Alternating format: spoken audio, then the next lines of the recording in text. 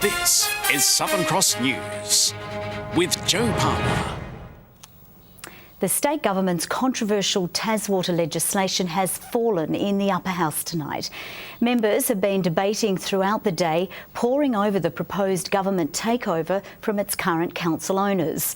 Some raising concerns government ownership will open the door to pork barrelling. It's possible that a minister could take advice, yes, but has the ultimate say in which projects might happen at the end of the day. And that could be for all sorts of reasons, political reasons, and I don't think we would want to see that. An attempt was made to adjourn the vote, but the motion failed. The ultimate vote falling 10-4. The slapdown of the government's key flagship policy is now expected to be a hot election issue. The Liberals are likely to seek a mandate when Tasmanians go to the polls in March. We're joined live now by the Treasurer, Peter Gutwin. Good evening, Treasurer. Do you now admit the hostile ownership grab is a failure? Joe, what we've got to focus on here is the fact that this is a policy that's in the best interests of all Tasmanians. Better infrastructure quicker and at a lower price. That's what we set out to do, and our resolve remains. But surely you would have to admit now, with this vote going through 10-4 quite convincingly, that it has been a failure. Well, what surprised me in respect of the vote is that Labor used its 4 votes to vote for higher water and sewerage prices for Tasmanians. We'll be taking this to the election, and we would hope that should we be successful, that Labor would support that mandate. Better water and sewerage infrastructure quicker and at a cheaper price. That's the policy that we'll be taking to the election. But is Labor your problem here? I mean, the vote was 10-4, and only 4 of those who voted against out of that 10 were Labor. The rest were independents. Well, Joe, if those 4 Labor votes had voted for the policy, it would have been 8-6 and the policy would have passed. And as I've said, it surprises me that Labor would use their 4 votes to vote for higher water and sewerage prices for Tasmanians. Well, if this is going to be a flagship policy for the Liberals at the next election, given the bill's been voted down today, how do you intend to get the same legislation through the same upper house? Well, Joe, we'll take it to an election and we'll seek the support of the Tasmanian people, and we would expect Labor to support that mandate, and then for the upper house independent members to be informed by the outcome as well. Well, Treasurer, we thank you very much for joining us this evening, and we look forward to seeing how the public react. Thank you very much. Thanks, Joe. Thanks, Joe. The Tasmanian Liberals are rolling out candidates 4 months out from what's shaping up to be a closely contested March state election. Georgetown's Mayor and a Launceston City Council Alderman joining the Liberals' Bass team, but Jackie Lambie could soon throw a spanner in the works. Eyeing off a key battleground, Georgetown Mayor Bridget Archer and Launceston Alderman Simon Wood, both seeking pre-selection for the Liberals' Bass election ticket. I think this is an endorsement of the fact that already well-established members of government, albeit in local government, have passion and commitment to do more for their communities.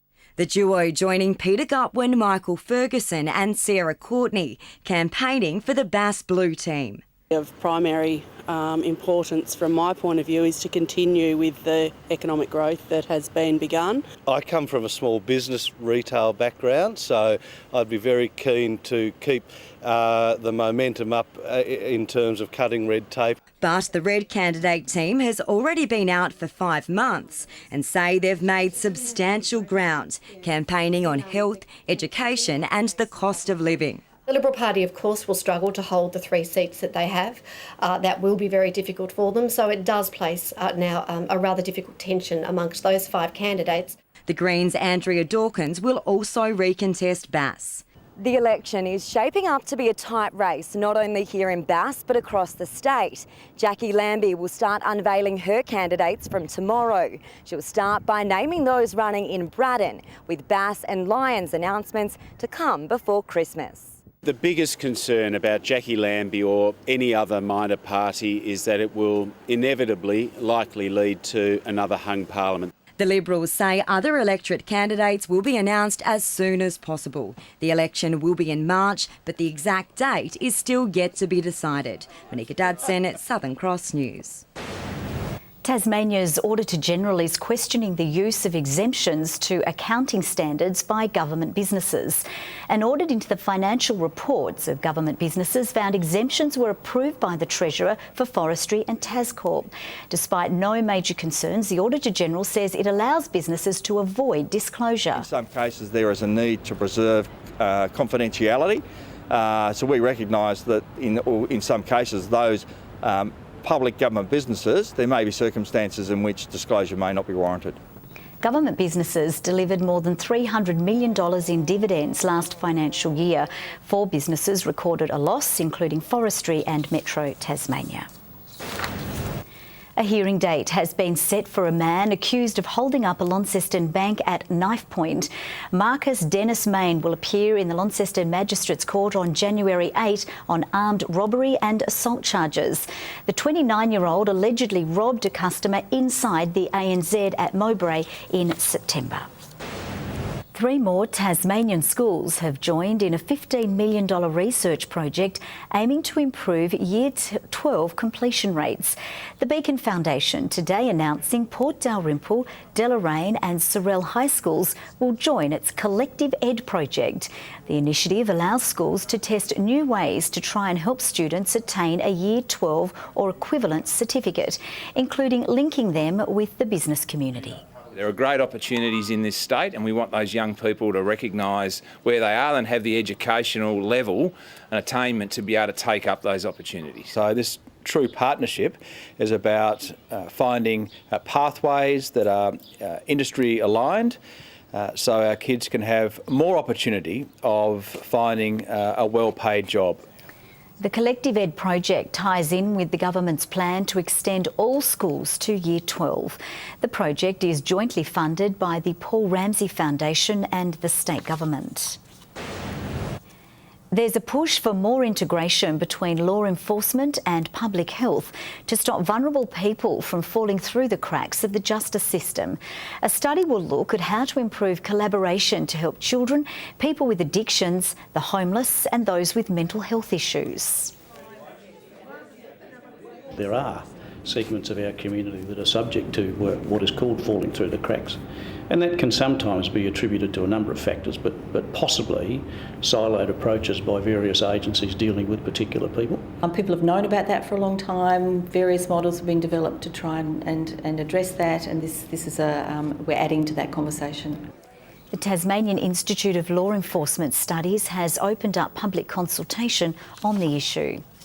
Stockpiling tyres is now the subject of state government regulation, with the Environment Protection Authority stepping in to authorise piles of over 100 tonnes. It comes following concerns over fires starting in piles, which pose a severe risk to human health and the environment. It can also, of course, be a breeding ground for pests, which in itself can be a problem, and also have a potential impact on water quality. In the absence of regulation, stockpilers occur all over Australia, and we've seen that in Longford in Tasmania. This is where government's absolutely essential to protect both the community, the environment, and obviously the industry as well. Recycled tyres are used for playgrounds, roads and in construction. Guide Dogs Tasmania has launched an appeal to help raise funds for its Vital program. It costs $35,000 and the efforts of volunteers to train a guide dog to help people with visual impairments. It's playtime as these guide dog puppies enjoy a break from training. They're the star attraction in today's mass fundraising drive. It's really huge. We've got 100 volunteers across the state helping us out, and everyone's prepared to lend a paw and hope to raise enough funds to raise and train one guide dog. It costs $35,000 to deliver one trained-up guide dog. They provide support and independence for people with visual impairments. Just a day like this, to be able to raise $35,000 is another dog for us. It's massively important. We have clients on our waiting list that are waiting for dogs. Monica is one of several volunteers who helps with the program. She's on to her 5th dog. They've all been beautiful dogs. That's why you keep coming back for more. They are the most, as you can see, he's only 13 months old. He's just a baby and he's the most beautiful baby. Guide Dogs Tasmania is canvassing for more volunteers who can provide care and training in the early stages before handing them over for specialised training. My job is to raise a good puppy, and then he goes from that work into more specialised training to make him a really good guide dog. Liz is a first-time volunteer with 5-month-old Gilbert. She says handing him over will be a bittersweet moment. Sure, it'll be difficult because we love each other, but he's born to do a job and I really, really want him to be able to do it well. A cute puppy with a lot of potential. Michael Breen, Southern Cross News. Taswater is investigating a sewage spill at Taroona. Crews worked to repair a sewer line that cracked when a large tree fell on it overnight. Water samples have been taken to assess the impact on the creek and the shore of the River Derwent. Residents are urged to observe any warning signs at local coastlines. A kayaker has shared his close encounter with a southern right whale at Kingston yesterday. Michael Boone captured this footage of the whale looping around swimmers and in front of his kayak. While there's been criticism of people getting close to the whale, he said those swimming were being respectful. Authorities say vessels should stay 100 metres away from a whale and swimmers 30 metres. This is for their own safety and the whales. Denali Primary School has received national recognition for its rebuilding efforts. Despite being ravaged in the 2013 bushfire, a community effort had a temporary school up and running in approximately 40 days for the start of the school year. The project today received a highly commended in the National Resilient Australia Awards. One of Australia's most legendary rock bands kept Hobart moving last night during a lively gig at Rest Point. Almost 4,000 fans packed out the grass and took to the water to soak up the music of old favourite Cold Chisel.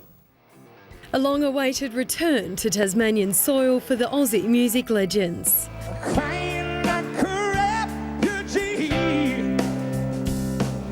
To see him, and he's still going really strong. Beautiful.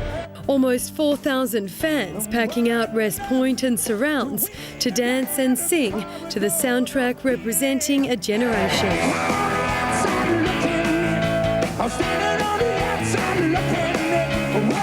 You got nothing I want, you got nothing I need. Well, as I said to my kids, we're still growing up.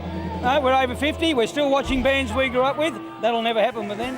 Locals and visitors from around the country reliving the 70s and 80s where it all began. Nice to see a lot of the old boys, like myself, here having a bloody great time. Just one of those things, always been my favourite, growing up with them. Fans soaking up the balmy weather and the tunes from all angles, including over 1,000 with some of the best and cheapest seats in the house. Absolutely fabulous night last night. A great crowd, great weather. Cold Chisel brought their best too, which was fantastic. Lead singer Jimmy Barnes is set to play a solo show in Hobart in March. Louise Hedger, Southern Cross News.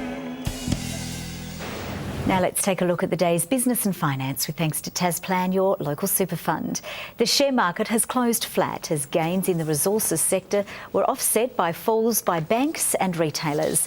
The ASX 200 index has dropped by 0.2 points. A short time ago, the Australian dollar was trading at 76.17 US cents and 84.77 Japanese yen. The Tasmanian Tigers have recovered from a frustrating start in their Sheffield Shield clash against South Australia. Nearing the end of day one, the Tigers were 8 for 219. Jake Doran the standout with the bat. Standing tall after a strong showing against Victoria, Tasmania elected to bat, but the confidence soon faded. Alex Doolan out for a single run in just the second over. Richardson bowls that one down leg side. His departure saw Jordan Silk and George Bailey hold the fort until rain delayed play. Their return only brought more bad news, Bailey taken LBW for 3. Silk looked comfortable at the crease, piling on 23 runs. Worked through square leg by Jordan Silk, he moves on to 23 now. Before snicking one straight to the slips. The Tigers improved from there. Matthew Wade wasted no time slamming Cameron Valentine to the boundary. Right out of the middle of the bat, that's 4 runs. Jake Doran soon followed suit. A full toss, Doran latches onto it. The partnership was interrupted when the covers came on again, but there was no break in momentum. Wade attacked with vengeance, making his way to 30 before a lightning-quick catch ended his day. That's out. Doran was the best out there, bringing up his half-century with a boundary. His total leaving the Tigers in a comfortable spot heading into day 2. All-rounder Meg Phillips is back in the Tasmanian Raw side after missing the season's first 2 games due to injury. Training with the squad today, Phillips says she is excited to take on Victoria and Queensland this weekend. I think I'm just happy to be fit again, happy to be back in the squad. So if I get the chance to get out there, I'm going to really look to take my chance and really try and take a few wickets. The side has had a 6-week break since its last game due to the Women's Ashes series. 20-year-old Phillips has also re-signed with the Hurricanes for the next WBBL season, along with Stephanie DeFara and Nicola Hancock. And finally, Jordan Gardner and Grace Kim lead the Tasmanian Open Golf Championship after the opening day. Gardner is 1 stroke ahead of Tasmanian Paul Reed in the men's competition out of a field of 102 entrants. In the women's, Kim is 1 stroke ahead of another Tasmanian, Isabel Taylor. Play continues at the Royal Hobart Golf Club tomorrow. And finally, Jordan Gardner and Grace Kim lead the Tasmanian Open Golf Championship after the opening day. Gardner is 1 stroke ahead of Tasmanian Paul Reed in the men's competition out of a field of 102 entrants. In the women's, Kim is 1 stroke ahead of another Tasmanian, Isabel Taylor. Play continues at the Royal Hobart Golf Club tomorrow. Good evening. Hobart 31 today, Launceston 29, Burnie and Devonport 23, 32 the high at Ouse and Bushy Park with temperatures sitting between 4 and 12 above average. Strawn 30, then a bit of a drop to Flinders Island on 25, Wynyard, Friendly Beaches and King Island on 23, St Helens and Lyowini 22 today and Lowhead 21. A complex low and surface trough over South Australia produced thunderstorms over that region. That trough also enhanced the convection over Tasmania. Low cloud is over a good portion of the Australian coastline with the moist tropical air mass sitting over the top end and the Gulf. Higher base cloud streamed over the east today with convective cloud building over the north through Bass Strait. Tomorrow the trough moves to be near our northwest, extending back to central Australia. The high centre moves over the Bight. North to northeasterly winds at 5 to 15 knots over the east coast, variable winds at 5 to 15 knots elsewhere with inshore afternoon sea breezes. Into tomorrow we go. Friday, shower or 2 developing, 27 for Hobart, 29 for Huonville, a hot day for Campania, shower later, 31 the high. Launceston, a hot day, shower or 2 developing, 31 the maximum, 23 for Devonport and Georgetown, partly cloudy for those centres. For Burnie tomorrow, partly cloudy and 23, up to 28 for Strawn with a possible shower and 25 the high for Wynyard. And for St Helens, a possible shower, 25 also for Swansea, Port Arthur, 23 degrees. UV, same, all very high. On Saturday, showers increasing during the afternoon, locally hot with an afternoon thunderstorm. Showers on Sunday, firstly about the north and west before extending throughout, and a few showers on Monday, chiefly over the north. Mostly sunny tomorrow as we look further north. Perth tomorrow, 32 degrees, a nice warm one there. Few showers developing for Adelaide, Melbourne, Canberra and Brisbane, a sunny 27 in Sydney. Partly cloudy at the moment, still warm though, 21 in Hobart, 24 in Launceston, Devonport currently 20 degrees. Couple of weeks of stress, Joe, not for me, but for all those doing their exams. Let's hope there's some good results to come. Well, let's hope so. Thank you very much for that, Murph. That's all for the news team for now. We'll see you throughout the evening. See you later.